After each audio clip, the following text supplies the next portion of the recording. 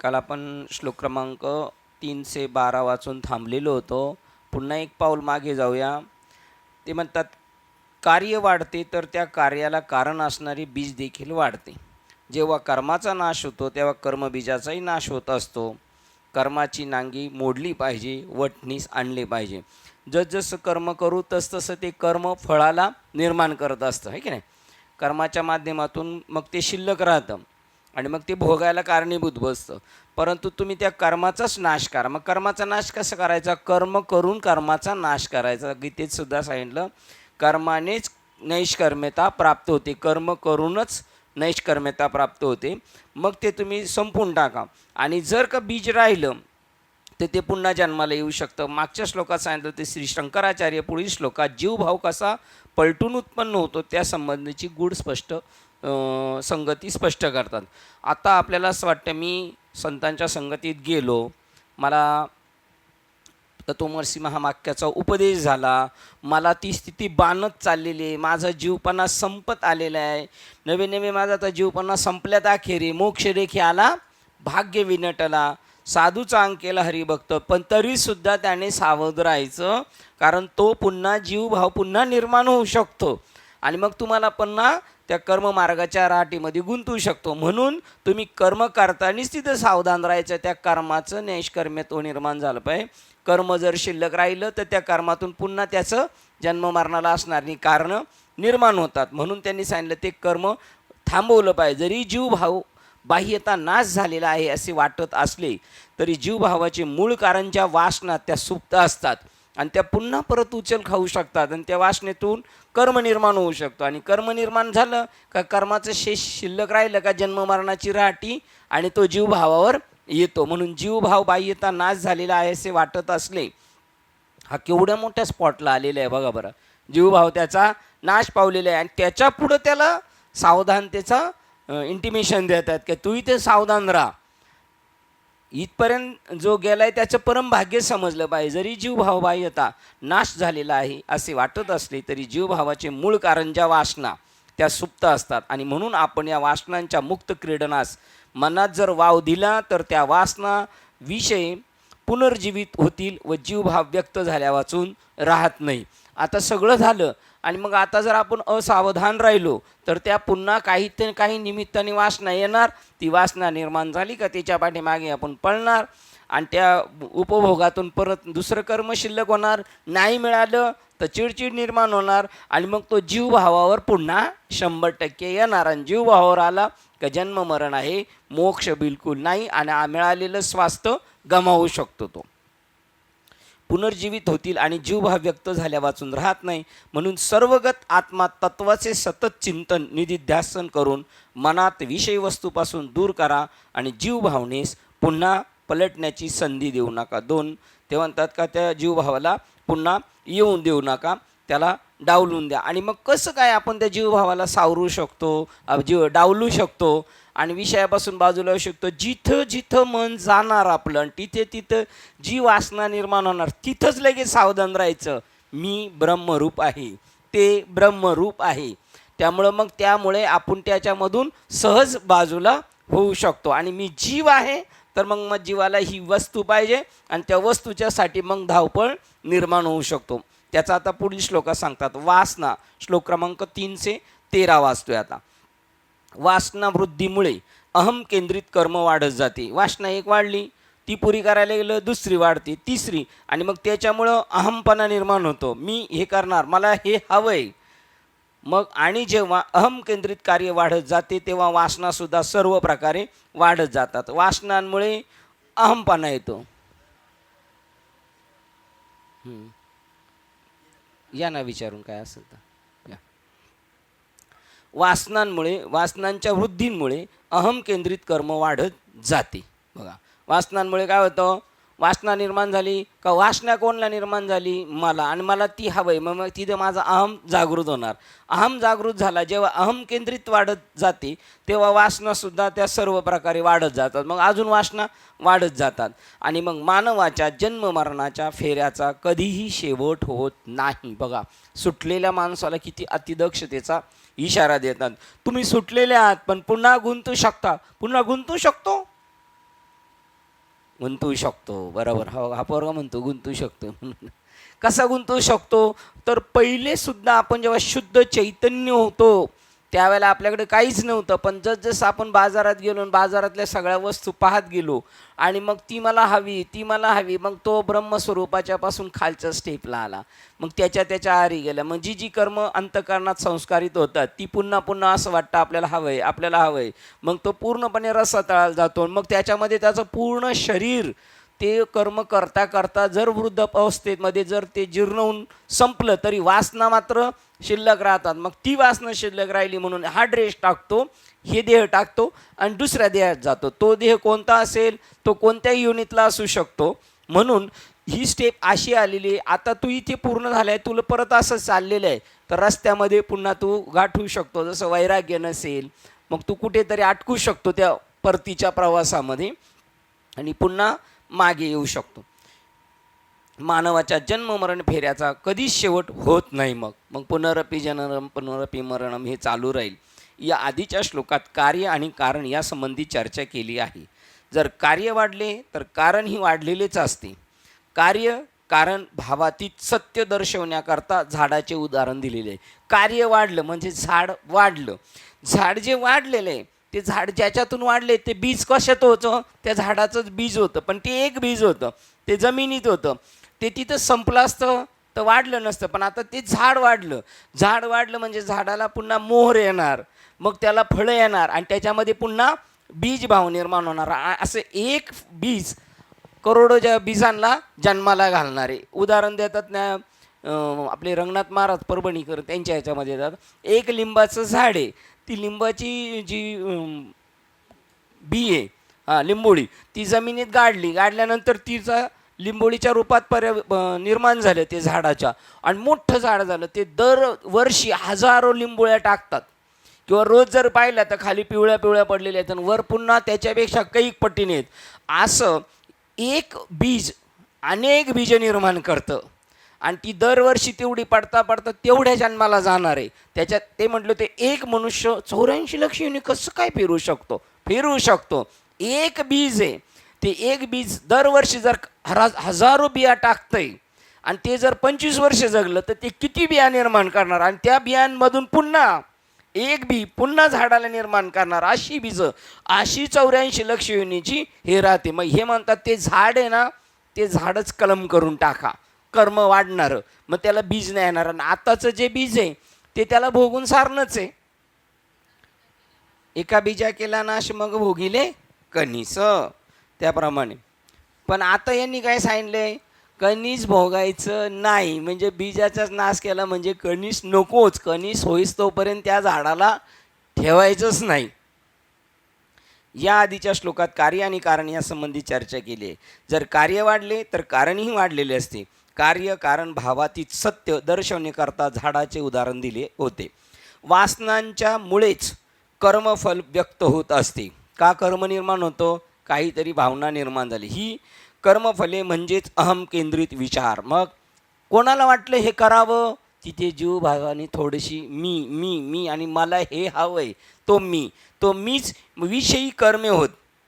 मग ती कर्मफले म्हणजेच अहम केंद्रित विचार आणि विषयी कर्मे होत.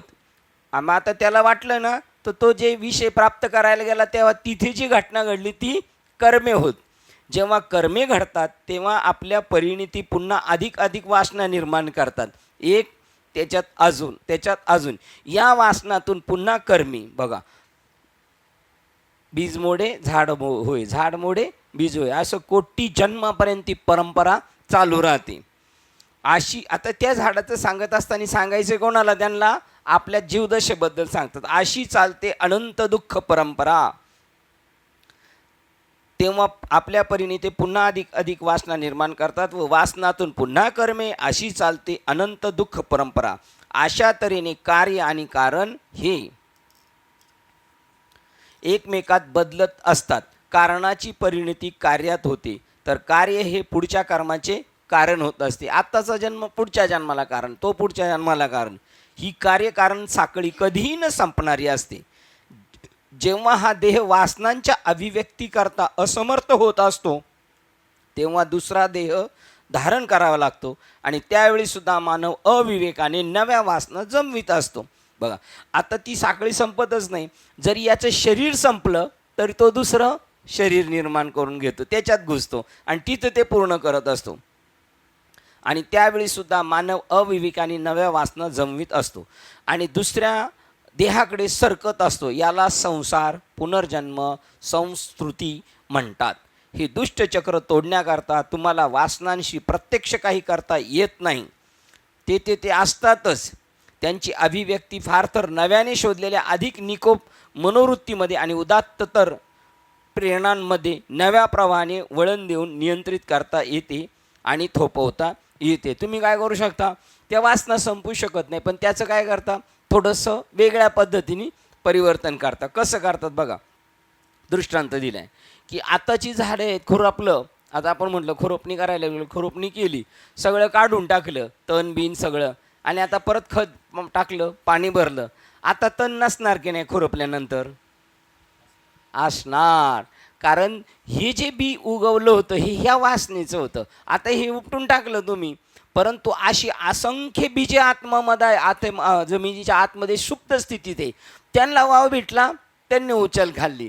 मग तुम्ही फक्त काय करू शकता, पहिली बीजे काढू शकता, पण खालची शिल्लक राहतातच. बघा, प्लॉट विकत घेण्यापूर्वी बागेमध्ये तण उगवलेले असतात. आता मी फार तर असलेले तण काढून टाकण्याचा प्रयत्न करू शकतो, पण तसेच राहू दिले तर ते प्रतिवर्षी वाढतच जाईल. म्हणून ज्या क्षणी तण अंकुरित होतात तेव्हाच ते मी काढून टाकतो आणि फेकून देतो, पुन्हा काढून टाकतो, असे करीत राहतो. मी हे माझ्या बागेत अधिक फोपावू देत नाही. प्रत्येक वेळी तण फार काळजीपूर्वक मुळासकट उपटून टाकतो. ते काढून टाकल्यावर तेथे बागेच्या परिसरात राहू देत नाही. म्हणजे आपल्या प्लॉटमधला काढलेला कचरा तो आपण उचलतो आणि दुसऱ्याच्या प्लॉटमध्ये नेऊन ठेवतो आणि शिवाय तिथं तो पेटून देतो, आपल्या याच्यात सुद्धा नाही. आणि जर आपल्याला दुसऱ्याचा प्लॉट शिल्लक नसेल तर रस्त्याच्या कडेला नेऊन ठेवणार, म्हणजे त्याच्यामध्ये, आणि ते जाळून टाकणार. पण तरीसुद्धा ते म्हणतात आम्ही परत येणार, आहे की नाही? ते मुळासकट उपटून टाकतो. ते काढून टाकल्यावर तेथे बागेच्या परिसरात राहू देत नाही. ते काळजीपूर्वक गोळा करतो आणि दूर फेकून देतो. संपूर्ण बागेतील गवत काढल्यावरही काहीतरी उगवणार याची मी अपेक्षा करणार म्हणजे ते तसं होणारच आहे. कारण न उगवलेली काही अंकुर पसरलेले असतातच. ते उगवलेले नसतात कारण त्यांना वाढण्यास आणि फोपावण्यास संधी मिळालेली नसते. इतकेच, हे वाढल्यामुळं त्यांना जागा नाही. आता ते गेले, हे म्हणले आता आम्ही त्यांची कसर भरून काढतो. ते सर्व सुप्त अवस्थेत पडून होते. आता ह्यांना काय सुप्त अवस्थेत पडून असलेलं सांगायचंय? वासना पहिल्या निघून गेल्या तर दुसऱ्या. म्हणून मी कधीच विसावता कामा नाही. म्हणजे मी कसं राहिलं पाहिजे? जागृत राहिलं पाहिजे. मी कधीच विसवता कामा नये. शेवटी अधिक अंकुरित होण्यास संबंध बागेत बीजांकुरे राहणारच नाहीत. तोपर्यंत ते उगवले की मी लगेच उपटून काढीत राहणारच आणि फेकत राहणारच. त्यानंतर मी नवे वाफे पुष्पवटिका तयार करीन. अशा तऱ्हेने माझे हात जमिनीच्या तुकड्यामध्ये उगवलेले तण सारखे उपटून काढण्याकरता नव्हे तर मला नंतर फुले तोडण्यात सुद्धा गुंतून ठेवले पाहिजेत. आता बघा काय करायचं. आता ते तण काढायचे, याच्यातच नाही राहायचं, तर तिथं नवीन दुसरं पीक काढायचं आणि त्या पिकाला आलेली फळं काढायची. आता हे तण काढून टाकायचे आणि दुसरं पीक लावायचं आहे, आणि दुसरं पीक वाढत असताना हे तण येणार आहेत, हे काढायचे, पण ह्या पिकाला आलेली फळं पण काढायची. आता हे कोणतं फळ आहे? हे कोणतं झाड लावले? पारमार्थिक झाड लावले. त्याच्या आजूबाजूचं नेहमी असणारे तण काढायचे आणि याच्या फळाची अपेक्षा करायची. सर्व सुकृताचे फळ मी लाईन आणि क्षेम मी देईन पांडुरंगे. तुम्ही दुपारी झोपले नव्हते का आज? घरी नव्हते आज? असं.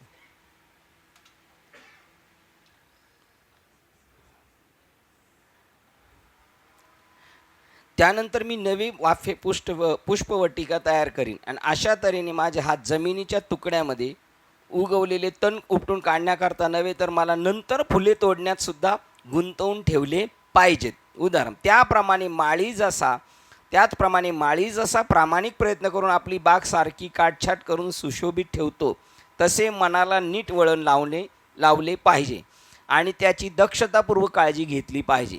सर्व इंद्रिय वासनांची काटछाट आणि आध्यात्मिक विचाराची रोपण केली पाहिजेत. बघा, तिथं काय करायची? वासनांची काटछाट आणि आध्यात्मिक रोपांची लागवड केली पाहिजे.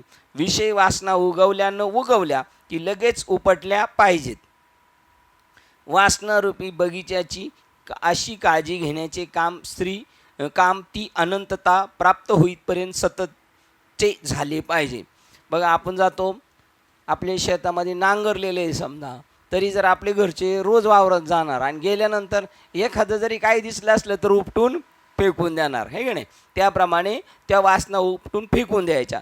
वासनारूपी बगीच्याची अशी काळजी घेण्याचे काम ती अनंतता प्राप्त होईतोपर्यंत सततचे झाले पाहिजे. कुठपर्यंत काळजी करायची?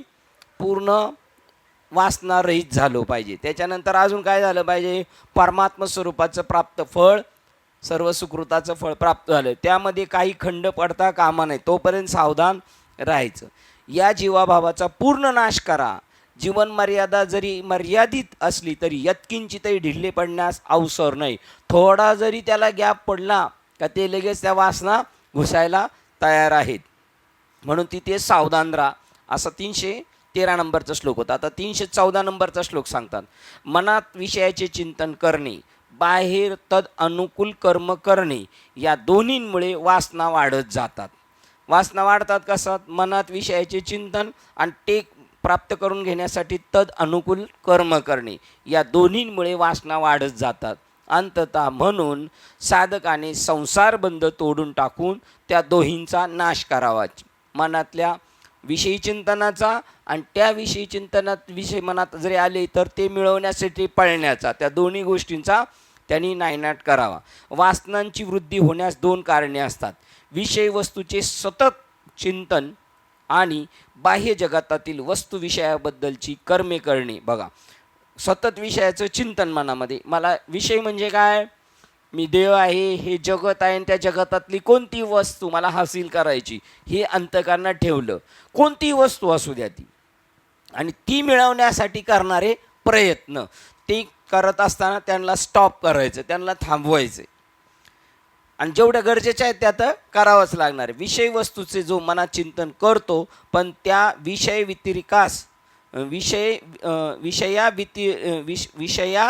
व्यतिरेकात रस घेण्यावर बाह्य बंधन घालतो, त्यास गीताचार्य ढोंगी म्हणतात. बघा, विषय वस्तूचे मनात चिंतन करतो पण त्याविषयी मिळवण्यासाठी बंधन घालतो, मनाला आवरण्याचा प्रयत्न करतो, पण अंतःकरणात विषयाचं चिंतन चालू आहे, तो पण ढोंगी. कारण बाबा काय म्हणतात? तुम्ही बाह्य जरी नाही विषयी उपभोगले, बाह्य विषयाबद्दल नाही तुम्ही रस दाखवला बाहेरून, पण अंतःकरणात जरी तुमच्या ते आलं तरी तुम्ही ते विषय सेवन केल्या सारखेच आहे. म्हणून विषय वस्तूचे जो मनात चिंतन करतो पण त्या विषया व्यतिरेकात रस घेण्यावर बाह्यता बंधन घालतो, त्यास गीताचार्य ढोंगी म्हणतात. चारित्र्य संपन्नता निसंशयपणे सत्कर्माची बनलेली असते, परंतु ती सत्कर्मे सद्वृत्तीवर आधारलेली असली पाहिजेत. आंतरिक बघा, जरी तुमचं चारित्र्य बाहेरून आहे पण आतून जर तुमच्या विषयाचं चिंतन असेल तर नाथबाबा एक वाक्य म्हणतात, बगळ्याने का कावळ्याने बाहेरून सदाचाराचा डोल आणून आतून विष्ठेचे चिंतन केल्यासारखे कावळ्याबद्दलच आहे. हां, मग ते काय उपयोगाचं नाही. वरी भगवा झाल्यानं आम्ही अंतरी वश केला कामे, व त्यासी म्हणू नये साधू जगी विटंबना. परंतु सत्कर्मे सद्वृत्तीवर आधारलेली असली पाहिजेत. वृत्तीसुद्धा तुमची तशीच पाहिजे. वरून दाखवणार मी, ऊपर की तो खूप बनी और अंदर की राम जाने. तसं आतून बाहेर, अंतर्बाह्य सुचित्व, त्याला शुद्धत्व म्हणतात. आतूनही शुद्ध, बाहेरूनही शुद्ध. आंतरिक विचार आणि बाह्य कर्मे या दोन्हीमुळे वासना दोष निर्माण होत असतात की जे जीवास नवीन जन्म मृत्यूकडे, संसाराकडे ओढतात. पुन्हा जन्म पुन्हा मृत्यू या दुःखद फेऱ्यात शेवट करण्याकरता हे दोन्ही तोडले पाहिजेत. काय? विषयाचं चिंतन आणि तो विषय मिळवण्यासाठी केलेली धडपड, या 2 गोष्टी थांबवल्या पाहिजेत. या दोन्ही शक्ती प्रत्येक व्यक्तीस पुन्हा पुन्हा योग्य तो देह घेण्यास व केवळ विषय लालसा भागवण्याकरता तो चालू ठेवण्यास उद्युक्त करीत असतात. आता योग्य तो देह म्हणजे काय? तिथं ज्या देहामध्ये या विषयाची पूर्ती होईल तो देह. योग्य देह म्हणजे माणसाचाच नाही, जिथं विषयाची पूर्तता होईल तो देह घेऊन ते जाणार. ज्यांना हा अनंत दुःख प्रवाह एक मूर्खपणातून दुसऱ्या मूर्खपणात ढकलणारे ही अविरत धक्के डोलावायचे असतील, त्याला या दोन उद्युक्त करणाऱ्या शक्तींचा बिमोड करावयास पाहिजे. बघा, एक मूर्खपणा ज्याला या अनंत दुःख प्रवाह एक मूर्खपणातून दुसऱ्या मूर्खपणात ढकलणारे ही अविरत धक्के डावलायचे असतील, त्याला ह्या दोन उद्युक्त करणाऱ्या शक्तींचा बिमोड करायच पाहिजे. ज्याला वाटतं मी याच्यातून सुटावं, त्यांनी यांना ड्रॉप करायचं. चिंता आणि क्रिया ह्याच मुळी स्वतः सामर्थ्यवान वासनांचे कार्य होत. बघा, चिंता, मला माझी पुढची चिंता. बघा, चिंता कधी जाऊ शकते माहिती आहे का माणसाची? पूर्ण ज्ञान झाल्यानंतर चिंता जाते. अजून जर आपल्याला चिंता सतवते, अजून पूर्ण नाही ज्ञान झालं. चिंता ती पळाली गोकुळाबाहेर, भीतरे प्रवेश केला देवी. कोणत्या गोकुळातून चिंता पळाली? कोणत्या गोकुळातून? जिथं कृष्ण जन्माला तिथे का? या शरीरातून, बघ का नाही? मग ती पळाली. अजून उजळले भाग्य आता, अवघी चिंता वारली. तर झणझणे बाबा म्हणतात, ज्याची बायको वारली ती परत येऊ शकत नाही. आता आपली चिंता वारली का येते? चिंता पळाली का वारली? पळाली, अजून वारली नाही. वारल्यावर पुन्हा येणार नाही, हे की नाही? चिंता आणि क्रिया ह्याच मुळी स्वतः सामर्थ्यवान, चिंता आणि क्रिया ह्याच मुळी स्वतः सामर्थ्यवान वासनांचे कार्य होत. आपले चिंता आणि वासना त्याच आपल्याला कार्य करायला उद्युक्त करतात आणि ते अधिक सामर्थ्यवान वासनांचे पीक निर्माण करीत असतात. काय काय काय अजून सांगितलं मागे? चिंता आणि क्रिया ह्या काय करतात? अजून वासना निर्माण करत राहतात, अधिक सामर्थ्यवान वासनांचे पीक निर्माण करीत असतात. तुम्हाला जर या सामर्थ्यवान वासनांपासून मुक्त व्हायचे असेल तर तुम्ही त्या दोन्हींचाही नाश करायला हवा. दोन्हींना संपून टाकायचं, कर्माला, कार्याला आणि चिंतेला, म्हणजेच वासनेला. मन अध्यात्म मार्गात असे काही क्षण येतात की त्यावेळी व्यक्तीला असे वाटते, वस्तुतः ती भ्रांतीच असते, की तो अध्यात्म मार्गावर कुठेतरी येऊन पोहोचला आहे. ती निसंशयपण महान शिखरे होत, परंतु त्या भासमान उंचीवरील अध्यात्म शिखरावर कायमच्याने आपण सुरक्षित राहू शकत नाही. आपण एकदा जरी मागे पाहिले तरी पुन्हा घसरण्याचा संभव असतो. बघा, अध्यात्म मार्गात असे काही क्षण येतात की त्यावेळी व्यक्तीला असे वाटते, वस्तुतः ती भ्रांतीच असते. काय? ट्रॅक लगेच चेंज होते. आध्यात्मिक मार्गात असे काही क्षण येतात की त्यावेळी व्यक्तीला असे वाटते, वस्तुतः ती भ्रांतीच असते. काय भ्रांती असते ते तुम्ही सांग, की तो अध्यात्म मार्गावर कुठेतरी येऊन पोहोचलेला आहे. काय? हां, आणि ही त्याची काय आहे? भ्रांती आहे. बरोबर. त्यावेळेला असे वाटते की ती भ्रांतीच असते. अध्यात्म मार्गात असे काही क्षण येतात की त्यावेळी व्यक्तीला असे वाटते, वस्तुतः ती भ्रांती असते, की तो अध्यात्म मार्गावर कुठेतरी येऊन पोहोचलेला आहे. ती निसंशयपणे महाशिखरे होत असं त्याला वाटतं. मी आता पोचलो, परंतु त्या भासमान उंचीवरील अध्यात्म शिखरावर कायमचे आपण सुरक्षित राहू शकत नाही. आपण एकदा का जरी मागे पाहिले तरी पुन्हा घसरण्याचा संभव असतो. मागे म्हणजे आपण एकदा का जरी मागे पाहिले तर पुन्हा घसरण्याचा संभव असतो. मागे म्हणजे दृश्य, भावना आणि विचार जगाकडे. मागे म्हणजे कुठे? या दृश्याकडं. त्याच्यानंतर त्याच्या निमित्ताने त्या पाहिल्यानंतर अंतःकरणात झालेल्या भावना, आणि ती भावना निर्माण झाली ती गोष्ट मिळवण्यासाठी केलेलं प्लॅनिंग, विचार. तिकडे का पाहिलं एकदा का हे सगळे आपल्या डोक्यावर येऊन बसतात. जेव्हा मन बुद्धी सत्य स्वरूपाकडे वळलेले असतात तेव्हा मागे पाहूच नका. आता जर आपण त्या रस्त्याला लागलो ते मागे वळून पाहू नका. एकदा का तुम्ही बहिर्मुख झालात तर जीवभाव पुन्हा मूळ धरतो.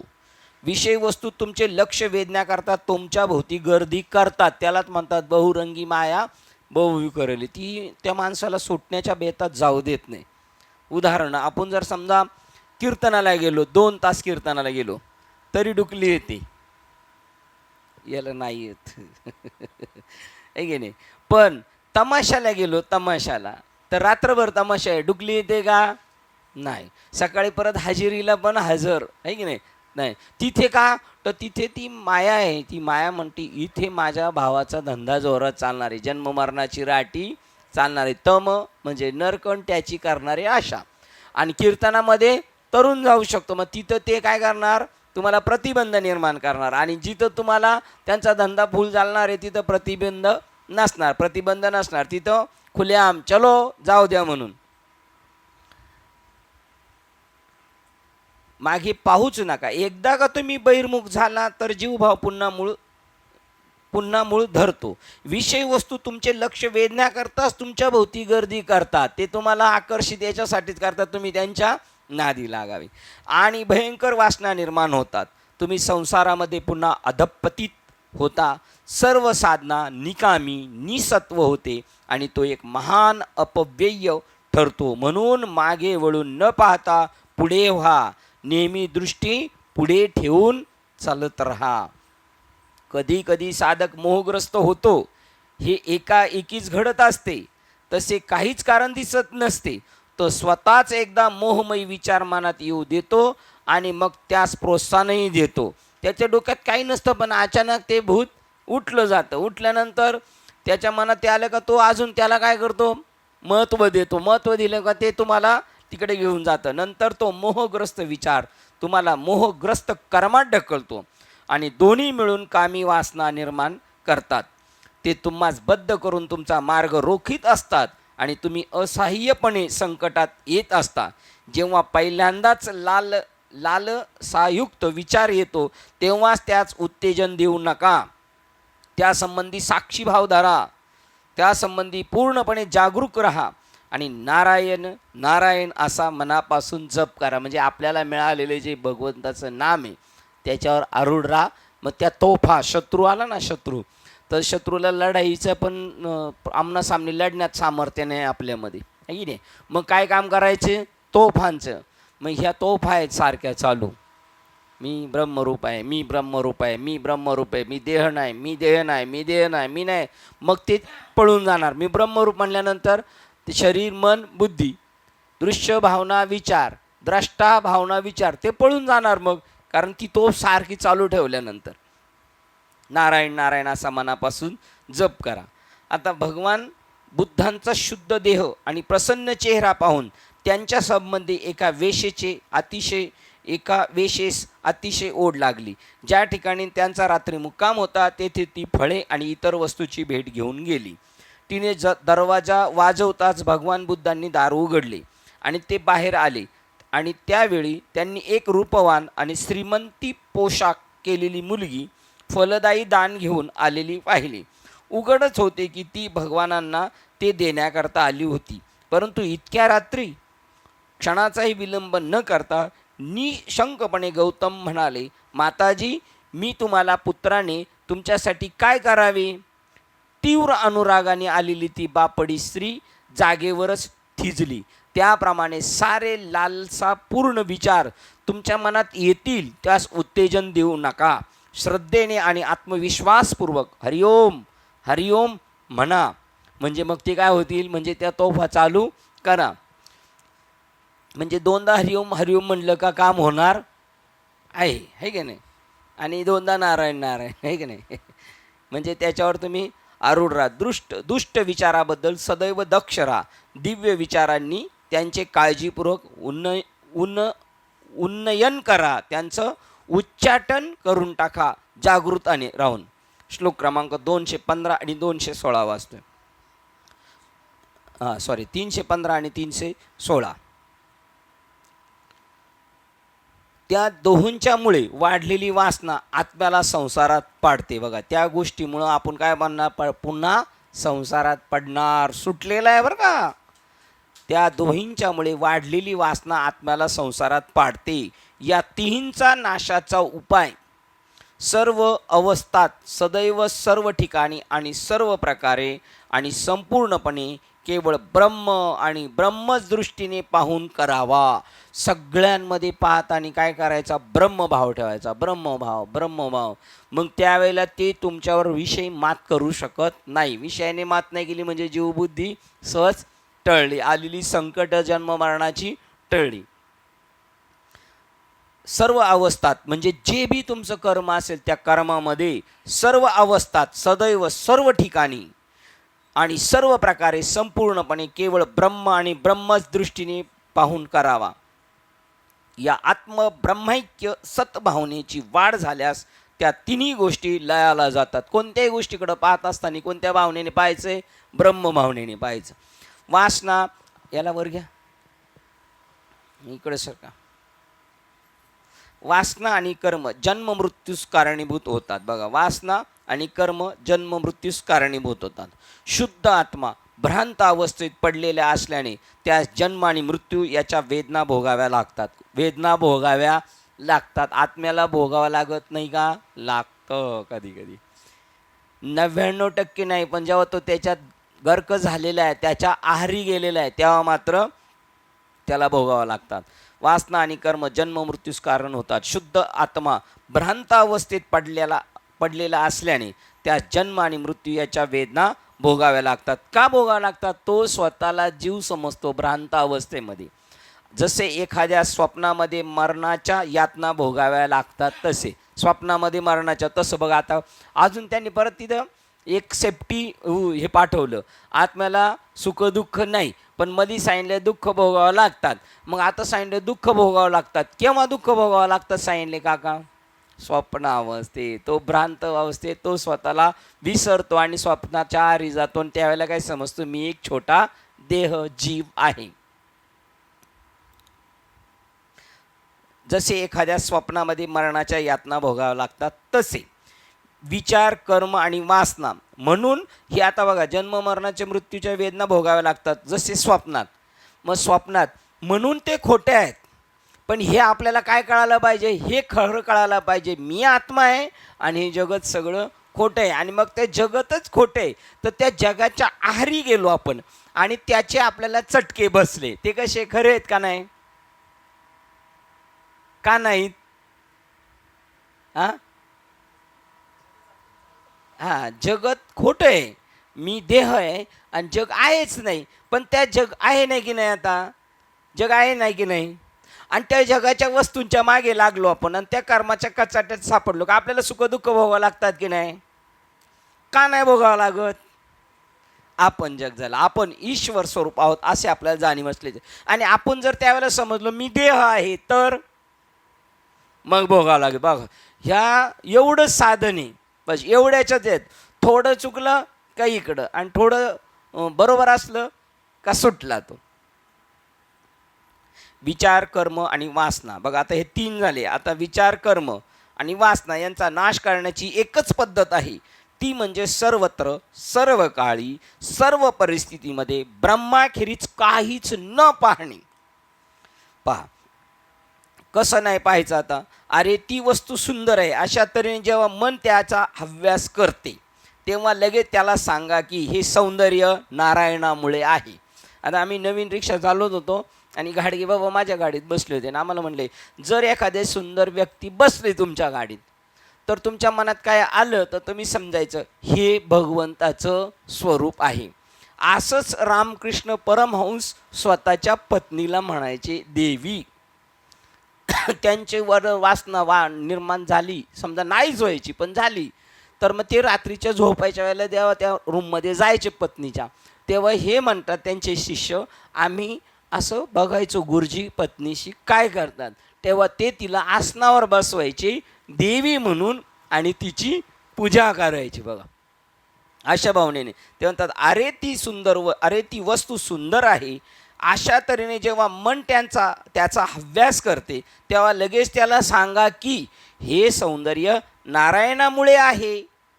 आता त्या सुंदर वस्तूमधले त्या व्यक्तीमधलं चैतन्य काढलं तर ती सुंदर आहे का? लगेच ती व्यक्ती कशी दिसणार? एकदम म्हणजे भीतीदायक दिसणार आहे. ते सौंदर्य नारायणामुळे. इतक्या क्षुल्लक गोष्टीला आपले एवढेसे सौंदर्य देणारा भगवान किती सुंदर असेल बघा. एवढ्या सुंदर व्यक्तीला किंवा वस्तूला एवढं सौंदर्य देणारा भगवान किती सुंदर असेल. त्याने जर त्याच्यातला एक पॉईंट तिकडे दिलं, हे एवढं सुंदर दिसतंय, तर मग ह्या सुंदरला प्राप्त करायचे, तर ह्या सुंदरला ज्याने सुंदर केलं तो किती सुंदर असणार आहे. अशा दिव्य मनोवृत्तीनेच विकारी लालसेचे शुद्ध भक्तीत रूपांतर होते. वस्तुता वस्तू जगताबद्दलचे हे विषयी प्रेमच जेव्हा नारायणाकडे वळवले जाते तेव्हा त्यास भक्ती म्हणतात. बघ आता याचं रूपांतर कशात झालं. आता ह्या वासना होत्या, पण ह्याच वासना, या जगाबद्दलचं प्रेम, तेच प्रेम फक्त इकडचं उचललं आणि इकडं ठेवलं, तर त्याचं काय रूपांतर झालं, भक्तीमध्ये झालं. बस. जे साधना करतात त्यांच्या हे लक्षात येईल. कोणाच्या लक्षात येईल. साधना. जे साधना करत नाही त्यांना हे कळणार सुद्धा नाही. हे लय सोपं आहे. ह्या वस्तूच्या मागं लागला, ती वस्तू सुंदर का, तरी त्याला कळणार नाही. जो साधना करतो त्याच्या लक्षात. जे साधना करतात त्यांच्या हे लक्षात येईल. इतरांना कळणार नाही. प्रत्येक गोष्ट म्हणजे नारायण स्वरूप आहे असे फक्त म्हणणे म्हणजे काही सर्वत्र ब्रह्म पाहणे नव्हे. आता आपल्याला कळालेलं आहे काय जगामध्ये. बरं हे कोणाला माहीत नाही.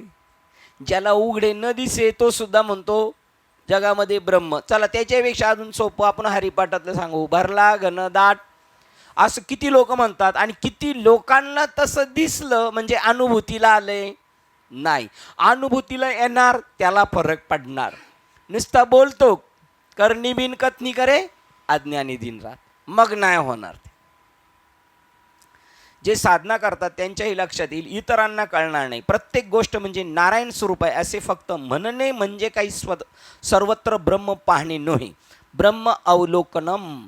नुसत्या तोंडाने तसं म्हणत बसण्यापेक्षा ते कितीतरी अधिक गंभीर असते. वस्तुतः हे सर्व ब्रह्म आहे. ही शरीर मन बुद्धीची म्हणजेच पंचकोशाची क्रीडा असते. पंचकोशाच्या परिणामामुळे माझ्यातील आत्मतत्व हे सर्व काळ मर्यादित आणि निष्फळ म्हणून अनुभवले जाते. वास्तविक ते सगळं ब्रह्म आहे, परंतु नुसतं म्हणतो आणि शरीर मन बुद्धीच्या पंचकोशामध्ये अटकला त्या क्रीडेमध्ये. का माझ्यातलंच आत्मतत्व जरी सर्वत्र असलं तर खेळ कोणाचे चाललेत, पंचकोशाचे चालू आहेत म्हणून अनुभवले जातात. अनित्य वस्तूचे, अनित्य प्रकारचे वस्तू मात्र म्हणून अनुभवले जाते. अनित्य प्रकाराचे वस्तू मात्र म्हणून क्रीडा करीत असते. ते माझे स्वतःचेच जाणीव तत्व असते. ते त्याच्याशी रच झाले.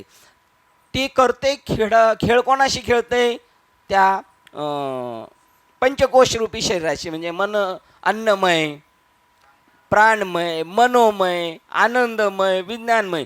आता ते जरी त्याच्याशी खेळत असले तर ते खेळणारं जाणीव तत्व मी आहे, पण त्यावेळेला मी कशाच्या आरी गेलो याच्यावर अवलंबून आहे. मी जर त्याही कंडिशनमध्ये अर्जुन लढाई करताना सुद्धा अर्जुन स्वतःला अर्जुन समजत नाही. मग अर्जुन काय समजतो, मी ब्रह्मरूप आहे असं समजला तर नाही. पण मी अर्जुन रूप आहे का, मग तो पंचकोशाची क्रीडा करतोय. ते माझे स्वतःचे जाणीव तत्व असते. पूर्ण विकसित झालेल्या आणि खोलवर रुजलेल्या अध्यात्म वासनामुळे अशा तऱ्हेची भावना आणि अवबोधन निर्माण होईल. जरी क्रीडन चाललंय त्याच्याशीच, पण जर ती भावना असेल, लढाई चालू आहे, दिसायला लढाई आहे, लढाईत प्रेम आहे का द्वेष आहे, लढाईत प्रेम आहे का द्वेष आहे, द्वेषच आहे. परंतु द्वेष तो खरा आहे का, नाही, ते एक प्रकारचं स्नेहच आहे. बघा चित्रपटामध्ये आता हल्ली तसं दाखवायला लागले, तर पहिलं तसं नव्हते दाखवत. पहिलं चित्रपटामध्ये याने त्याला मारलं, त्याने त्याला मारलं, त्याने त्याची बायको पळून नेली, त्यांनी त्याच्या आईला खल्लास केले, आणि शूटिंग पिक्चर संपल्यानंतर पुन्हा आता नावं येतात आणि मग ते सगळे एकत्र बसलेले असतात, हसतात, खेळतात, चहा पाणी पितात, चला निघालो, हेच दाखवलेलं आहे. तुमच्या आपल्या खेळात तसं पाहिजे. क्रिकेटमध्ये हारलेले सुद्धा एकमेकाला भेटणार, हात देणार, आलिंगन देणार, चला चाललो म्हणून. आता ही भावना डोक्यात ठेवून गेला, मी खेळत होतो तर ठीक आहे, आणि जर ती भावना नाही ठेवली तर चिडीच जाणार. त्याप्रमाणे ते म्हणतात तुमच्या अंतस्थ मनोवृत्तीचा परत भाव आहे तसा, तुम्ही कोणत्या भावनेतून तिथे आहात. जर तुमच्या ते भाव निर्माण झाले, हे माझे स्वतःचेच जाणीव तत्व आहे. बघा, शरीर मन बुद्धी म्हणजे पंचकोशाची क्रीडा असते. पंचकोशाच्या परिणामामुळे माझ्यातील आत्मा आत्मतत्व हे सर्व मर्यादित आणि निष्फळ म्हणून अनुभवले जाते. अनित्य प्रकारचे वस्तू मात्र म्हणून क्रीडा करीत असते. ते माझे स्वतःचेच जाणीव तत्व असते. त्याच्याशी खेळणारं माझंच जाणीव तत्व आहे. खेळते कोणाशी? दिसते नासकेशी. पूर्ण विकसित म्हणजे उदाहरणार्थ उंदराबरोबर मांजराचा खेळ चाललाय. उंदराबरोबर मांजराचा खेळ चाललाय. ते धरतं सोडतं, धरतं सोडतं, धरतं सोडतं. आता ते कोणाला धरतं सोडतंय? मुळे काका शिंदे उलट सांगणार आहेत. कोणाला धरतं सोडतं? हां, आता हा भाव असेल तर मारलं आणि मी त्याला खाल्लं असं होणार नाही. पण तो उंदीर आहे आणि मी मांजर आहे, तर मग मात्र तसं आलं. आता ही तुमची आपली, म्हणून अर्जुना तुला लढाई करायचीच आहे. तर हे मांजरा, तुला त्या उंदराला खायचंच आहे, पण तू असं कर. अध्याय क्रमांक 1 का 2 आहे? निर्वैर व्हावे, निष्कपट व्हावे आणि उसण्या घाई झुंजावे. हे असो, आता काय तुझ्यावर करायची पाळी आली, तू ते कर. असे हे कोणाला सांगितलेले? मांजराला सांगितलेले आहे ना. आणि उंदराला, आणि मांजर आणि उंदीर कोण आहेत? एक आहे. हा, आंबा, आंबा खाणारा आणि खाण्याची क्रिया, हा सगळा काय आहे? मग आता मांजराने उंदराला खाल्ले, हे कर्म कसं काय? हे कर्म जर ते मांजर आणि उंदीर समजलं तर कर्म आहे, एरवी नाही. आता हे एवढं तुम्ही म्हणाल, हे यांना आपल्याच्या डोक्यात उतरतं का नाही? उतरतं 50%. पण बाहेरचे म्हणतील हे काहीतरी आता हे हुकल्यावानीच बोलायला लागलेले ते काहीतरी. पण हे असंच आहे, हे असंच आहे. बघा, तैसे जग हे परते न्यावे, मग मी आत्मत्वे पाहावे. जैसे कांकण आटून म्हणावे सुवर्ण आता. बघा, म्हणजे जर बांगडी आटवली तरच म्हणायचं सूर्य सोनं, आणि नाही बांगडी आटवली तरी.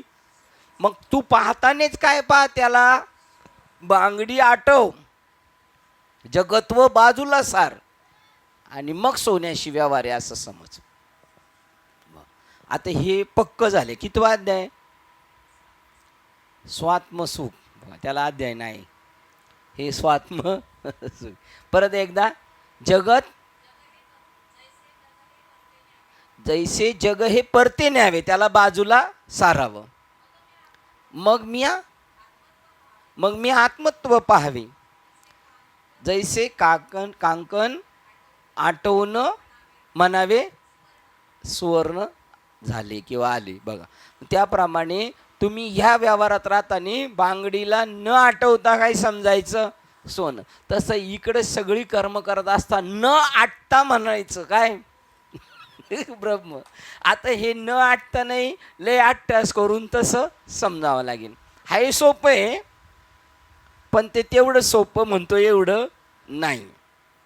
करायला गेलं तर सोपं आहे. ज्याला करायचंय, ज्यातला या जन्मात ती गोष्ट हासिल करायची, त्याला जीवनमुक्तीचा आनंद म्हणणार, तो जीवनमुक्त आहे.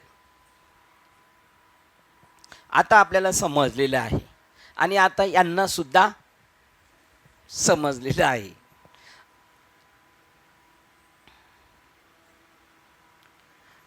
वासनांमुळे आपण क्रीडा करीत असते, ते स्वतःचेच जाणीव तत्व असते, पूर्ण विकसित झालेल्या. बघा, ही भावना कधी होणार? पूर्ण विकसित झालेल्या आणि खोलवर रुजलेल्या अध्यात्म वासनांमुळे अशा तऱ्हेची भावना अवबोधन निर्माण होईल.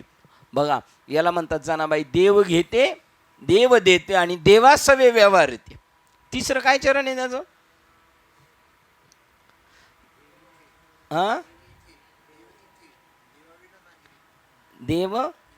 देव इथे, देव येथे, देवाविन नाही रीते. बघा, अशी जागा आहे. ती चौथं काय आहे?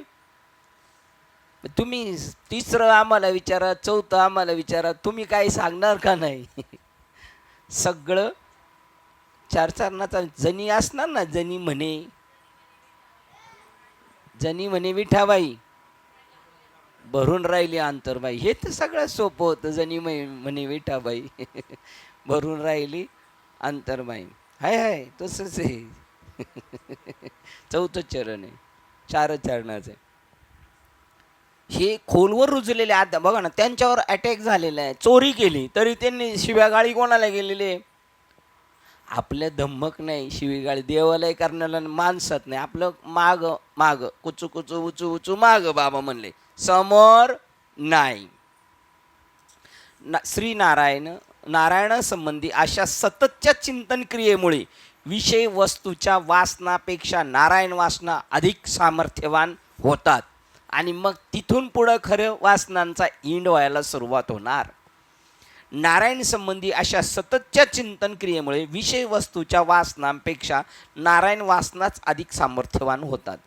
ब्रह्मावरील सत्यस्वरूपावरील या भक्तिप्रेमामुळेच निर्माण होणाऱ्या वासना सतभाव वासना. या कोणत्या वासना झाल्यात? सतभाव वासना आपल्या सर्व इंद्रिय वासना नाहीशा करू शकतील आणि म्हणून त्याचा दक्षतेने अभ्यास चालू ठेवा. ब्रह्मरूपे ब्रह्मरूपे ब्रह्मरूपे ब्रह्मरूपाची ब्रह्मस्वरूपाची कर्मे ब्रह्मरूप अशी ब्रह्मरूपाची कर्मे ब्रह्मरूप. संकल्प विरहित होती जाती, संकल्प विरहित होती जाती ब्रह्मरूपाची कर्मे ब्रह्मरूप. ब्रह्मरूपाची कर्मे ब्रह्मरूप संकल्पा विरहित होती जाती. अमृतानुभव अभंग आहे बघा. या भूमिकेवर आपल्याला जायचे. कोणताही संकल्प न करता सगळ्या गोष्टी झाल्या पाहिजे.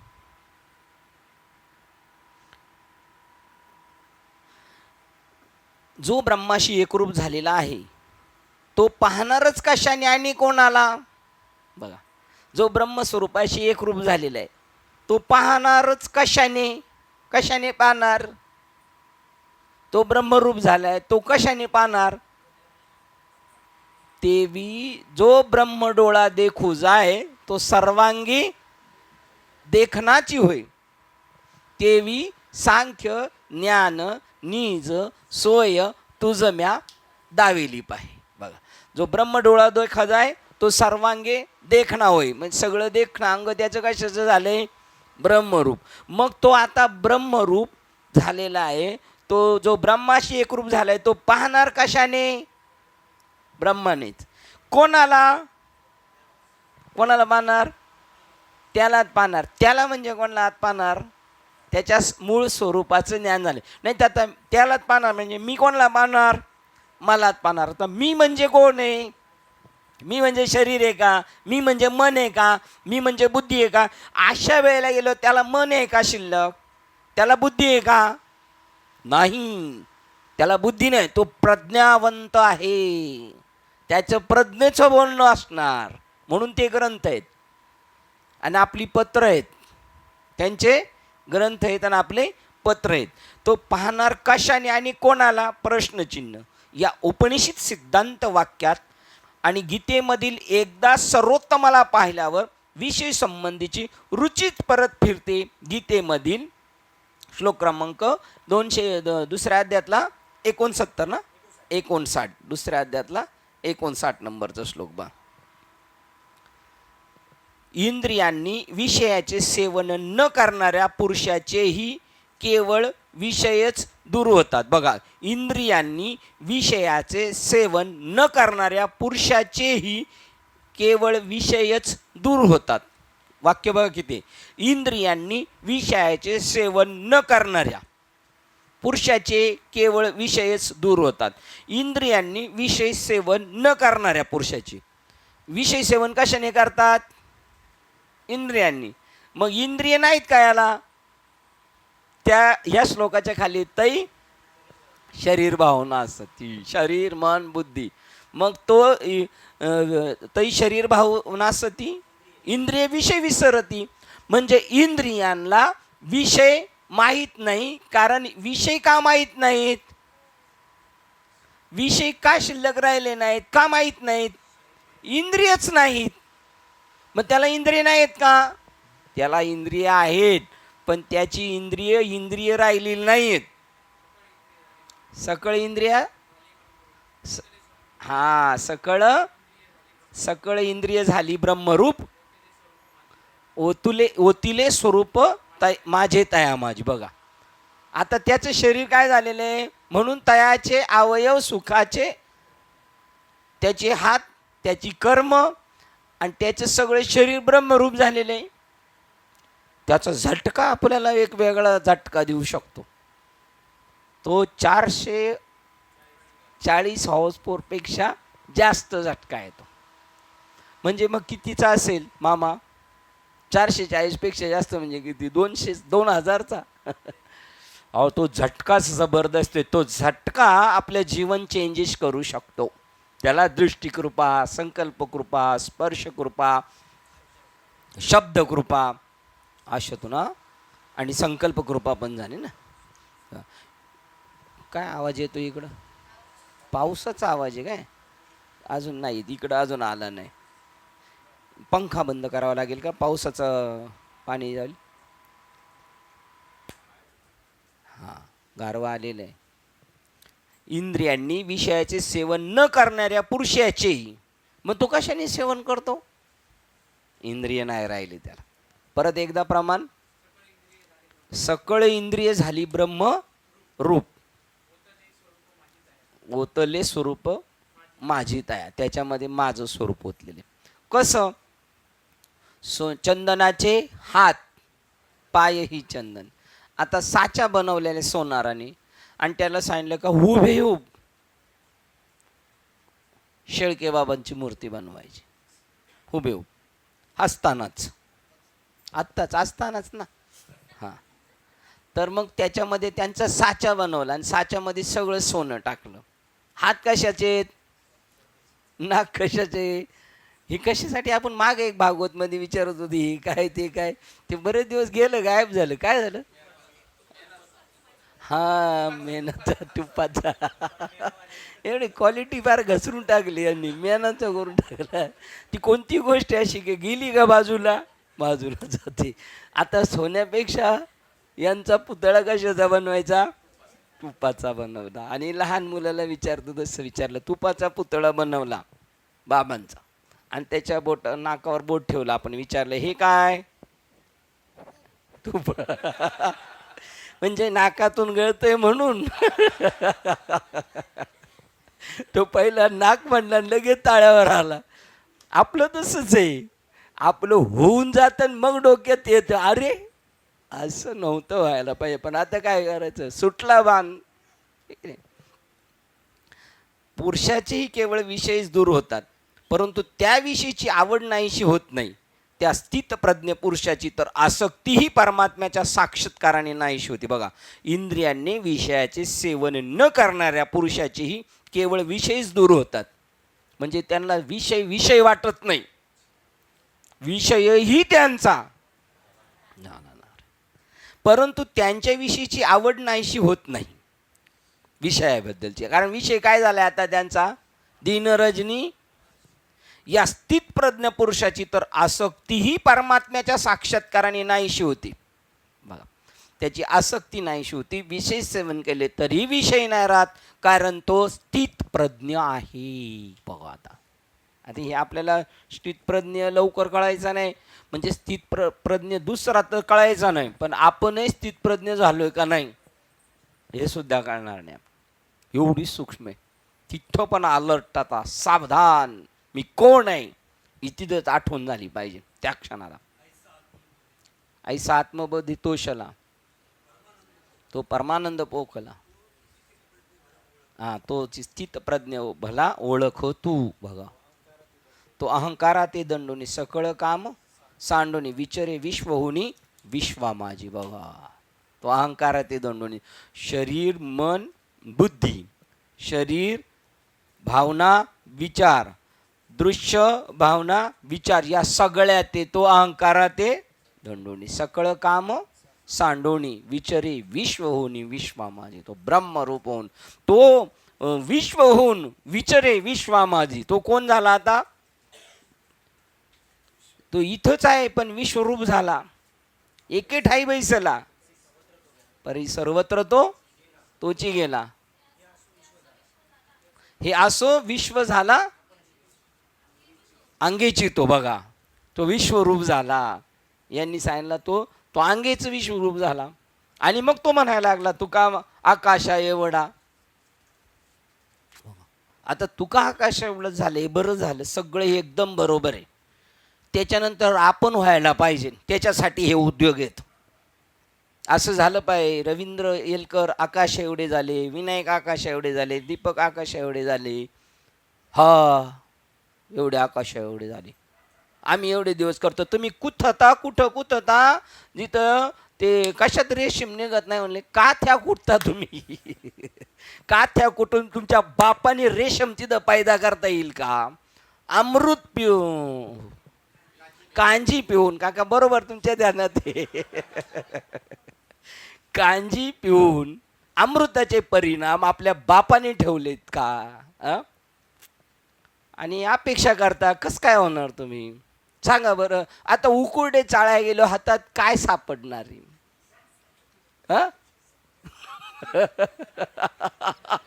सहित आहे बोलत, सहित आहे. केस सापडणार? नाव्याचे उकुरडे उकराय गेलो काय सापडणार आहे? हां हां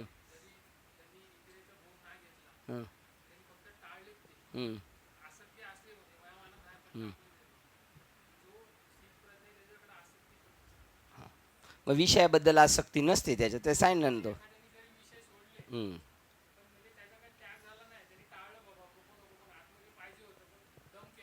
ओके ओके चालेल. असं ओके ओके. यांचं असं हे सांगतात की त्यांनी विषयाचं सेवन. पाठच्या श्लोकात जाऊ आपण. किती नंबर होता? 59. आता काढा ज्ञानेश्वरी, काढा माऊली. ज्ञानेश्वरी काढा, मागाशी काढलेली. कितवा श्लोक? 60 नंबर श्लोक. काय? ते शरीर भावना असती. हां 2 दुसरा 59.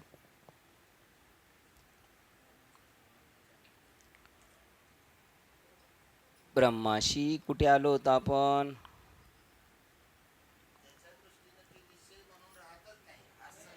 हे प्रमाणे सगळे. Okay okay okay. नंतर नंतर नंतर 59.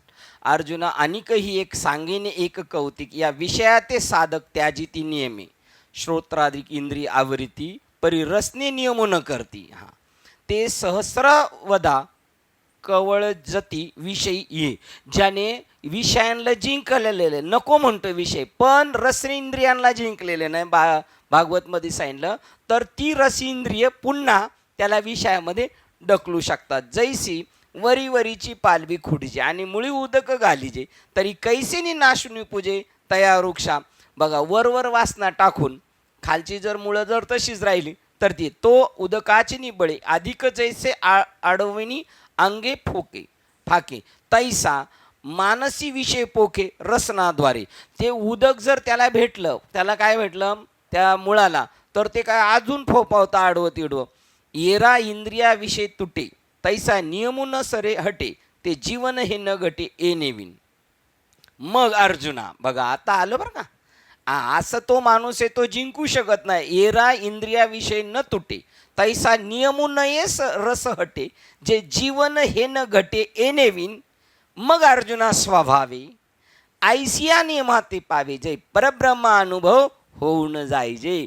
तो तसं नाही करू शकत. परंतु तो या इंद्रियांच्या दृष्टीने जर विषय, आता विषय त्याने जरी नाही टाकले, तो विषय इंद्रियाने उपभोग नाही. इंद्रियाने विषय सेवन न करणाऱ्या पुरुषाची केवळ विषय दूर होतात. कधी? ते सांगतात येरा. हां आता इंद्रियाने सेवन न करणारा जो आहे त्या पुरुषाचे विषय दूर होतात.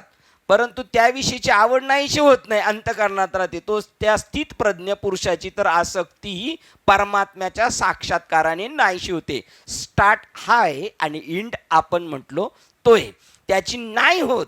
परंतु तो स्थित प्रज्ञ कसा झालेला आहे, परमात्म्याच्या साक्षात्काराने त्याची नाहीशी होती. स्थित प्रज्ञाची आसक्ती नाहीशी, आसक्ती ही परमात्म्याच्या साक्षात्काराने नाहीशी होती. म्हणजे आता त्याचं शरीर आणि जगतातले सगळे विषय त्याच्या दृष्टीने मग अर्जुना ऐसी स्वभावे ऐसिया मग अर्जुना स्वभावे ऐसिया नियमाते पावे जे परब्रह्म अनुभव होऊन जायचे. मग तो परब्रह्म स्वरूप होऊन जातो. तै शरीर भावना असती इंद्रिय विषय विसरती जै सोहमभाव प्रतिती प्रगट होय. मग तो विषयाने इंद्रियाची भावना टाकून देतो. मग इंद्रिय विषय विसरती म्हणजे इंद्रिय राहत नाही, जे परब्रह्म अनुभव होऊन जायचे. त्यांचं ते प्रमाण तिथं आहे. काय प्रमाण होतं पुन्हा महाराज? सकळ ही इंद्रिय झाली ब्रह्मरूप. जर परब्रह्म अनुभव होऊन जायचे, सकळ ही इंद्रिय झाली ब्रह्मरूप, ओतले स्वरूप माझे जै परब्रह्म होऊन अनुभवे होऊन जायचे. मग त्याच्या पुढे तै शरीर भावना असती. आता शरीर भावना असले पण त्याचं जेवणं खाणं पिणं बंद आहे का? मलमूत्र विसर्जन आहे, पण इंद्रिय विषय विसरती म्हणजे तो खाताने सुद्धा काय म्हणतोय, अन्न हे पूर्ण ब्रह्म. तोच त्याची भावना, म्हणून तो स्थित प्रज्ञ आलाय. तो सगळ्या विषयामध्ये काय पाहतोय, एक ब्रह्मरूप. मग अशी कोणी एक सांगितलं होतं, ज्ञानी याची ब्रह्मरूपय ब्रह्मरूपाची कर्मे ब्रह्मरूप संकल्प विरहित होती जाती. मग त्यावेळेला तो त्या स्वरूपाने आत्मसाक्षात्काराने नाहीशी होते. म्हणजे त्याला काय होतं, अजून सांगतो, आता विषय इंद्रिये हे सगळ्या मनोवृत्ती आहेत, सर्व इंद्रियाच्या वृत्ती. आणि त्या वृत्ती म्हणजे गटारीचं पाणी, गंगेचं पाणी, ओढ्याचं पाणी, आणि सगळं पळत पळत पळत गेलं आणि एकदा जाऊन भेटलं समुद्राला. आता ते कुठून आलेलं आहे, आता कुठून आलेलं आहे त्या पाणी समुद्राला भेटलेलं? ते समुद्र रूपच होतं, पण उपाधीच्या दृष्टीने ओढ्यातून नाल्यातून आलं ना, आता ते समुद्र रूप झालं. आता समुद्रातून ते कुठेही पळालं तरी कुठं पळालं, ते समुद्राला सोडून पळालेलं नाही. कुठे आलो होतो आपण? मुक्त असोनी संसारी, संसार व्यवहार सर्व करी. हा, संसार दोषी अंगावरी तीळ भरूही लागे ना. पुन्हा एकदा एक एक टूक. मुक्त असोनी संसारी, संसार व्यवहार सर्व करी. आणि हाय कसा आहे, तो मुक्त आहे आणि संसार करतो. हे तुमचं नाटक आहे, जेव्हा हे तुमची पळवाट झाली असा म्हणू शकतो. मुक्त असोनी संसारी, संसारातली सर्व संसार व्यवहार सर्व करी. संसार व्यवहार करी नाही, सर्व इतुंभूत सगळे व्यवहार करी. परी संसार दोषी अंगावरी तिळ भरी लागे ना. थोडा सुद्धा याने हे केलं. मग अर्जुन हेच म्हणतो ना सुरुवातीला, म्हणून त्याला स्थित प्रज्ञाची लक्षणं सांगितली. मी लढाई करणार नाही, लढाई केली तर पाप लागेल, मला यांना मारण्याचं, नंतर सगळे माझे ज्ञाती बांधव मरतील, मग स्त्रिया वर्ण विषय होऊन वर्णसंकर होईल आणि या सगळ्याचा पापीचा भागीदार मला व्हाल, वाटेकरी मी मग प्रमुख होईल, म्हणून मी हे करणार नाही. तेव्हा त्याला सांगितलं हे काही होणार नाही आणि तू हे सगळं करणार आणि तुला हे काही लागणार नाही, असं मी तुला जालिम औषध देतो. जे विषय संगुण सांडिता इंद्रियासी न दंडिता परिभोगिली निसंगता कामेवीन. त्यांनी विषयाला आणि इंद्रियाची ताटातूट करून नाही दिली, पण त्यांना त्याची जाणीव करून दिली. निशेष अंगी ब्रह्मरस ठसावला. हा, आता विषय विसर पडला निशेष. म्हणजे आता समोरचा माणूस काय म्हणणार, हा म्हणला तसं तो विषय सेवन करणार नाही, खाणार नाही, जेवणार नाही, असं नाही. तो विषयी विसर पडेला निशेष. अंगी ब्रह्मरस ठसावला ना, तर अंगी ब्रह्मरस ठसावला त्या अँगलनी त्यांनी पाहिलं सगळं, त्यावेळेला त्याचे ते विषय नाहीत असं. आता त्याच्यातून दोन एक यांना सांगायचं एक, ज्याला विषय ब्रह्मरूप झाला त्याचे सगळे विषय संपलेले आहेत. पण सगळे विषय संपलेत. कसे संपलेत ते डिटेल आहे, त्याचं वेगळं विवरण आहे. तर तैसे प्राप्ती पुरते. हां हां, आता यांनी हे विरोधाचं सांगितलंय तुम्ही, की तो सुटलेला आहे.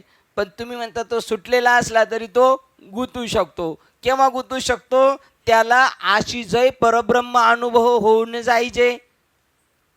तरी इंद्रिय पाळीते कौतुके, देख आक्रमीला दुःखे संसारिक. जय परब्रह्म अनुभव होऊन जायचे, मग आक्रमीला दुःखे संसारिक होईल का? नाही होणार. जोड्या लावा.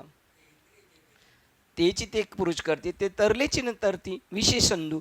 जो स्थित प्रज्ञ झालेला नाही, जो तसा झालेला नाही, त्याचं एक सांगितलेलं आहे आणि एक याचं सांगितलेलं आहे. 1 नंबरला आलो होतो, ह्या पानावर 1 नंबरला आलो होतो. थोडंसं खाली आलो होतो 1 नंबरला, अजून थोडं खाली आलो होतं. जो ब्रह्माशी एकरूप झालेला आहे, बघ किती जबरदस्त आहे.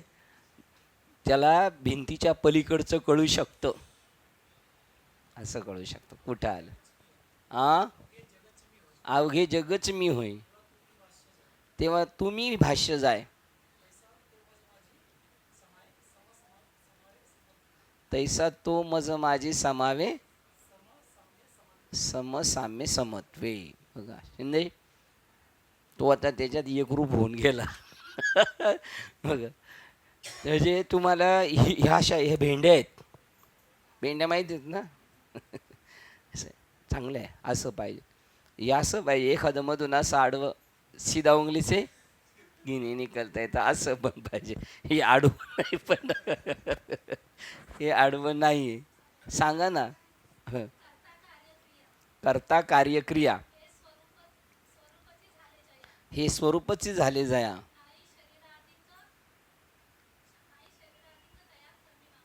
नाही शरीरात अधिक तया कर्मे बाधू. बघा, ही असं आहे. बाबा काय म्हटले मला, असा अभ्यास करायचा का, हा दिलाय ना याच्या उलटा अभ्यास करायचा, मग सापडणार नाही. हे आहे बरोबर आहे, याच्या विरुद्ध अजून काय आहे का? हे दोन्ही पाहिजे तुम्हाला माहिती, आणि या दोन्हींचा समन्वय लावता आलं पाहिजे. आता याचा समन्वय लावायचा आहे. त्याला जे कळालं नाही, आता यांनी काय सांगितलं पुन्हा एकदा, कर्ता कार्य क्रिया हे स्वरूपचे झाले जया. कर्ता कार्यक्रिया हे स्वरूपच झाले जाय. आंबा खाणारा आणि आंबा खाण्याची क्रिया हे झाले स्वरूपच जया. नाही शरीराधिक तया कर्मे बांधू. कर्माने बांधला जाणार नाही तो, आणि तो बांधला जाणार, ते एक प्राप्तार्थ झाले. तर तो प्राप्तार्थ झालं, तो मागे सांगितला होता तुम्ही यायच्या अगोदर, मला वाटतं की असं वाटतं एखाद्याला आपलं काम झालं, पण तो त्याचा काय असतो, एक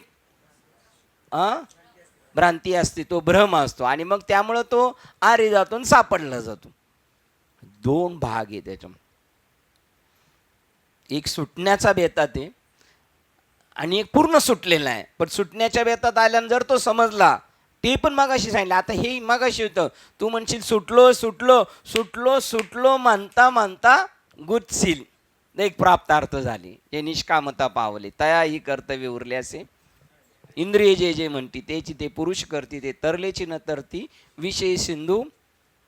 तुमची ओळ तैसे प्राप्ती ही पुरुषे, जरी इंद्रिय लावीजे कौतुके, देख आक्रमीला दुःखे संसारिकू. तरी तो जर तो म्हणला मी झालो म्हणता म्हणता जर सैरवैर करायला लागला, तर तो परत त्याच्यात गुंतला जातो. पण त्याच्यावर यांनी ताण आणला त्याच्यावरती. छान, चांगला विस्तार बहुप्रगटे, निशंक होतो माणूस याच्यामध्ये. छान एकदम. जो ब्रह्माशी एकरूप झालेला आहे तो पाहणारच कशाने आणि कोणाला? या उपनिषद सिद्धांत वाक्यात आणि गीतेमध्ये एकदा सर्वोत्तमाला पाहिल्यावर विषय वस्तू संबंधाने रुचीच परत फिरते. बरोबर आहे.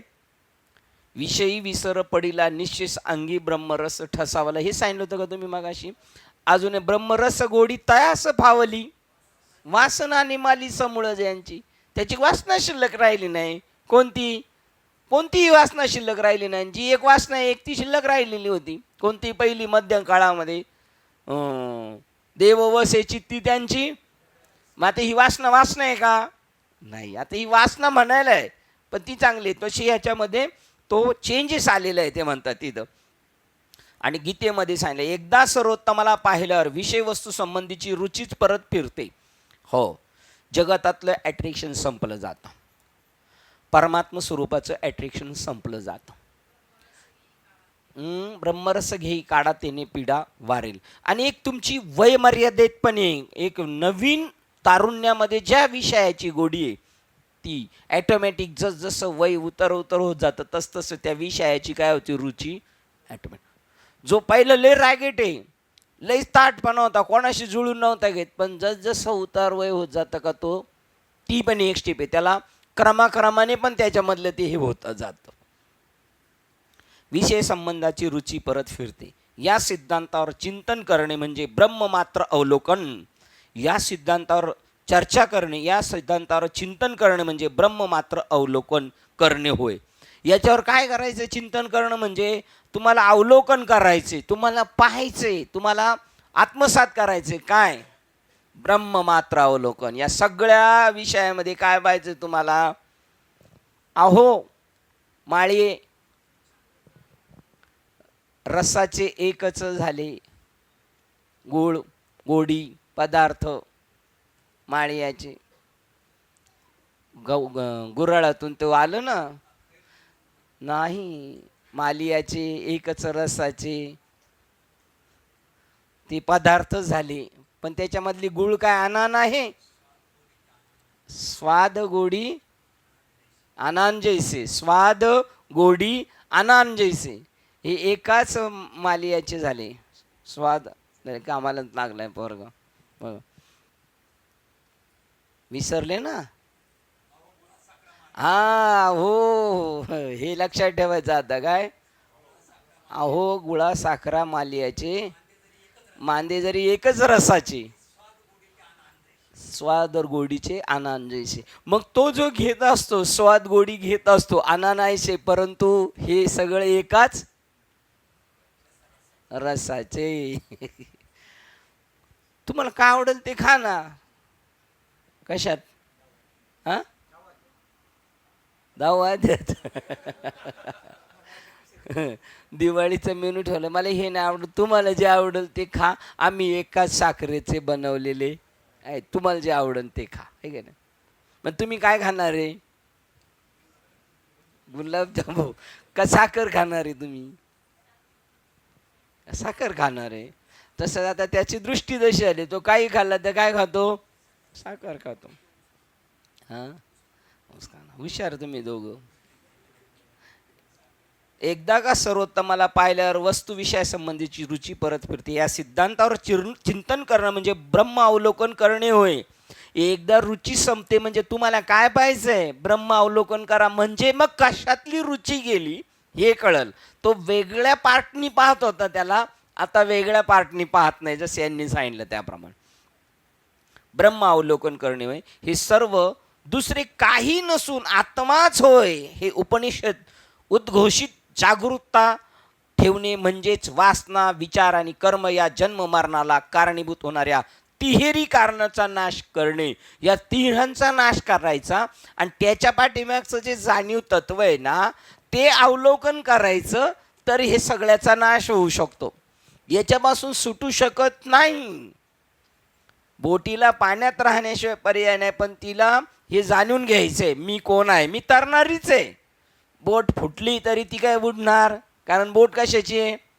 लाकडाची. जे तसे हे जगतामध्ये राहताना ब्रह्म अवलोकन करून राहायचं आणि ह्या विषयांना घुसून नाही द्यायचं. मग ह्या विषयांना घुसून नाही द्यायचं म्हणजे मी काय समजायचं? सतत ब्रह्मरूप ब्रह्मरूप ब्रह्मरूप, जेवण करताना ब्रह्मरूप, काम करताना ब्रह्मरूप, जे बी कर्म करत असेल तर बघा, याचं नाव आहे विषय. विषय राहिलेले नाही. सर्व कर्मे ती झाली ब्रह्मार्पण. जन नव्हे हा, असं आपल्या गुरुजींनी ऐकलं का ते खुश होतात. ऐसे ऐकता निवती साधुजन एका जनार्दनी पावली बाणली परम निज खून. बरं, परम आणि निज खून मध्ये फरक आहे शब्दशः. असं बाबाला वाटणार कार्यक्रम पत्य झाला. आता आता मामा तुमचा प्रश्न सुटला. हां. करेक्ट. मजा येणे शिंदे. आता शिंदेनी पाच टाकला आता.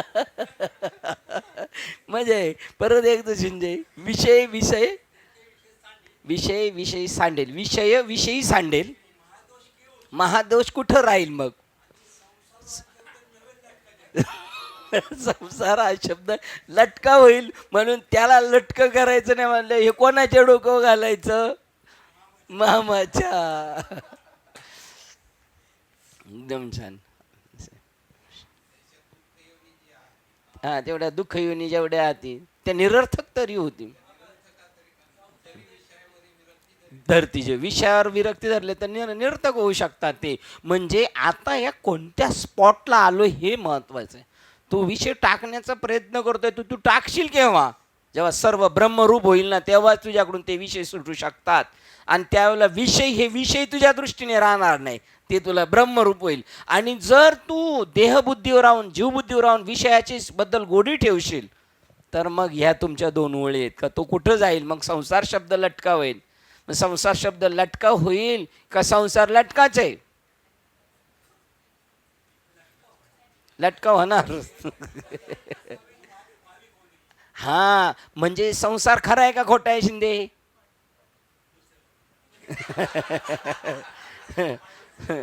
संसार खोटा आहे, पण त्याला खरा कधी करणार तुम्ही? मी आत्मा असे देही हा विश्वास नाही जायशी, ते मृगजळाचे निडोही नावे सगट बुडू बुडू गेले. मी ब्रह्मरूप आहे असं जोपर्यंत वाटत नाही तोपर्यंत नसलेल्या संसारात तुम्ही ते संसार म्हणजे नदी, ती मृगजळाची नदी, आणि तिच्यात बोटीत बसलात तुम्ही आणि बोटीत बसून सुद्धा बुडू बुडू मरून गेले. संसार खरा नाही हे कळून घ्यायचे. संसारच नाही मग विषय कुठचे असले? हा, नाही जमत ते कवना गा. हा, कोणी म्हणजे यांना जो डिस्चार्ज द्यायच्या बेतात आलाय त्याला डिस्चार्ज नाही द्यायचे, त्याचे दिवस वाढवायचे त्यांना, आहे का नाही? तो सुटण्याच्या बेतात आलाय.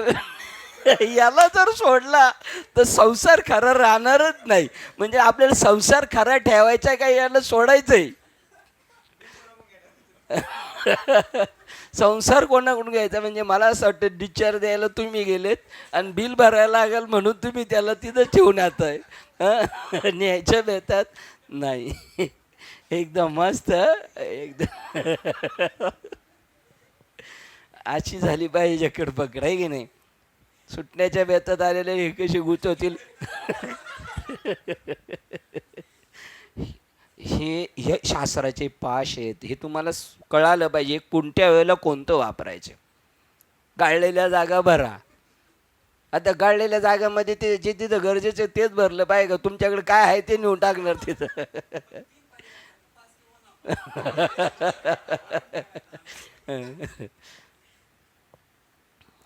कशी मजा आहे का नाही दीपक? याला म्हणतात आहा ब्रह्मानंदाचा उन्माद आहे. याला ब्रह्मानंदाची उन्माद स्थिती म्हणतात. हे हा खेळ आहे. हे यांनी सोडलं, हे यांनी सोडलं, असे हे करोडो रुपयाची उलाढाल इथं चाललेली आहे. दीपक बाबांच्या दिलेल्या वास्तूमध्ये करोडो रुपयाची उलाढाल चालू आहे. ज्ञानेश्वरीची चाललेली. कसं आहे काय? ही ज्ञानी यांचे अशीच ग्रंथ झालेले आहेत. हे जेवढे मोठमोठाले ग्रंथांचे सार्थ केलेत ना विद्वांजन बसले, त्यांनी त्याच्यातून सांगले. हे असं कसं? याचं पण उत्तर तुम्हाला सांगायचं आहे. नाही तर ही 20वी वाट व्हावी कोणी? तर मी याच्यात तुम्ही बसतंय का? हा सुटलाय का गुतलाय? बोला. जे गुरु शिष्याच्या एकांती अक्षर एकच वदते, ते मेघाची परी गरजती सैंग जशी. तुम्हाला आता एकांतात न्यायला पाहिजे. गुरु शिष्याच्या एकांती. एकदम सुंदर कार्यक्रम चालू आहे. एकदा सर्वोत्तमाला पाहिल्यावर विषयवस्तू संबंधीची रुची परत फिरते. या सिद्धांतावर चिंतन करणे म्हणजे ब्रह्म मात्र अवलोकन करणे होय. काय पाहायचं आहे आपल्याला या जगामध्ये येऊन? ब्रह्म पाहायचं. जगामध्ये ब्रह्म दिसे उघडे. तुम्ही सांगा बरं, जगामध्ये ब्रह्म दिसे उघडे त्यावेळेला जेव्हा परिस्थिती अशी होणार त्यावेळेला संसार शिल्लक राहणार का शिंदे बाबा? राहणार संसार शिल्लक? सांगा बरं. आता मला हैराण करू नका लई. तर दुसरा पकडा कोणतरी. एवं पाहता चोहीकडे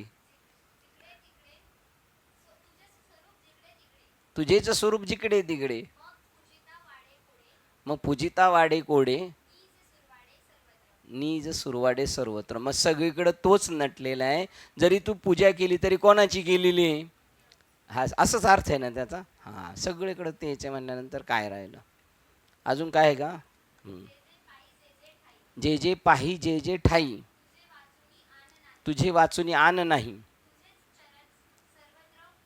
तुझेच चरण सर्वत्र पाही ठाईचे ठाई पूजली. बघा, तुला सगळं पूजणारा तोच आणि ज्याची पूजा करायची तो तोच. आणि ज्या माध्यमातून म्हणून उदके नाहू तरी स्वरूप ते तुझे कासयानी पूजा करू तुझी देवराया. आता देवा तुझी पूजा करायची तर ज्या पाण्याने तुला आंघोळ घालायची ते पाणी बी तूच. मग कोणी कोणाला आंघोळ घातली बरं? पाणी आणून दिले कोणी? तो तिसरा तर बाजूलाच राहिला. तो पाणी घेऊन आलेला देवाला अंगावर पाणी टाकतोय ते पाणी आणि देव हे तिन्ही मिळून काय झाले? एक तर देव, एक तर पाणी, नाही तर घालणारा. तिघांपैकी एकच कोणतरी पकडायचा. तिन्ही ठाई. मग त्यावेळेला तो सुटला शिंदे बाबा. मग त्याला हे तुमची सगळी प्रमाणं संपली. ज्ञानेश्वरीतल्या या ओळी जरी असल्या, म्हणून मृत्यूलोकी सुखाची कहाणी हे ऐकेलो कोणी श्रवणी कैशी सुखनिद्रा अंथरुणी इंगळाच्या. हे वास्तव आहे का संतांच्या दृष्टीने? ही ओळ वास्तव आहे का संतांच्या दृष्टीने? हे नाही. पण जो आसक्तीजन्य आहे, जो जीवबुद्धीवर आहे, त्यालाही संसार दुःख बांधवडी आहे किंवा ह्या. आणि जो त्याच्यातून सुटला तो म्हणेल संसार आहेच नाही. कुठं आहे तो? असेल तर त्याला हजीर करा. संसार हाजीरो ठॉक ठॉक ठॉक. कसा काय हजीर? आहेच नाही. संसार कधी निर्माण होतो? अगा उपजणे आणि निमणे हे साचचे जे मानणे तो हा जीव लोको संसार हानू. असो आले मिळत आले आपलं उपनिषद. म्हणून ब्रह्म मात्र अवलोकन कारणे होय. बस आता या सिद्धांतावर चिंतन करणे म्हणजे काय? कसा सुटला? कसा सुटला? सुटणारच नाही. का नाही सुटणार? जर त्यांनी सर्वत्र जर ब्रह्म पाहिलं तो सुटला जाग्यावर.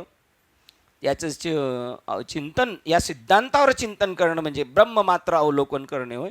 हे सर्व दुसरे काही नसून आत्माच होय. बघा, हे या उपनिषदाची जागरूकता ठेवणे म्हणजेच वासना, विचार आणि कर्म या जन्म मरणाला कारणीभूत होणाऱ्या तिहेरी कारणाचा नाश करणे. या तिहेरी कारणाचा नाश केल्यानंतर ही कारणं कार्यामध्ये विलीन होणार आणि कार्य ते स्वरूप आहे त्याच्यामध्ये गायब होऊन जाणार आणि मग त्यावेळेला ते संपलं. असो 316 क्रमांकाच्या ओळीला थांबतोय.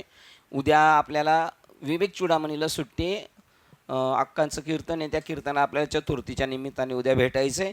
परवा पुन्हा आपण ज्ञानेश्वरी भागवतला आपल्या विवेक चुडामणीला 7 वाजता भेटू. उद्या संकष्टी चतुर्थी निमित्ताने कीर्तन असल्यामुळे तिकडे गणेश मंदिरामध्ये 7 वाजता उद्या भेटूया. झालेली सेवा हृदयस्थ सद्गुरू सच्चिदानंद श्रीपाद बाबा रामदास बाबा अधिष्ठान श्री विवेक चुडामणी ग्रंथ संत मालिका तशी तुम्हा संत वृंदांच्या चरणावर सेवा समर्पित करून सेवेला इथे पूर्ण विराम देऊया. पुंडली श्री ज्ञानदेव तुकाराम पंढरीनाथ भगवान की जय. माऊली ज्ञानेश्वर महाराज की जय. जगद्गुरु संत तुकाराम महाराज की जय. शांती ब्रह्म एकनाथ महाराज की जय. सच्चिदानंद श्रीपाद बाबा की जय. सच्चिदानंद रामदास बाबा की जय. अवधूत चिंतनम श्री गुरुदेव दत्त गोपाल कृष्ण भगवान गुरुदेव आई सर्व संतन की जय. गणपती बाप्पा मोरया. आता विश्वात्मके देवे येणे वाग्यज्ञ तोषावे.